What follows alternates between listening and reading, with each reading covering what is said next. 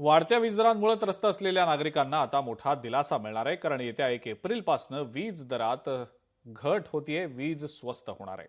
महावितरण कंपनीनं महाराष्ट्र राज्य वीज नियामक आयोगाकडे वीज दर कपातीचा प्रस्ताव पाठवला होता। या प्रस्तावावर सुनावण्या झाल्यानंतर आता महाराष्ट्र राज्य वीज नियामक आयोगानं वीज दर निश्चितीचे आदेश जारी केले। वीज बिलात पुढील 5 वर्ष 12 ते 23% कपात होऊ शकते, असं महावितरणचे संचालक विश्वास पाठक यांनी म्हटलेलं आहे। MERCने पुढच्या 5 वर्षाची मल्टी इयर टॅरिफची घोषणा केली।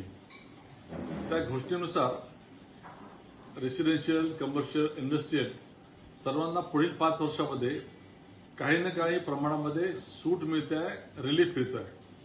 हे असं पहिल्यांदाच होत आहे, कारण की माननीय देवेंद्रजी फडणवीस गेल्या 3 वर्षापासून महाराष्ट्राचे ऊर्जा मंत्री देखील आहे।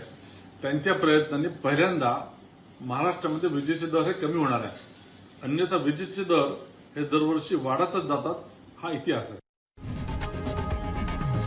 लोकशाही मराठी ऐका, पहा, जागरूक रहा।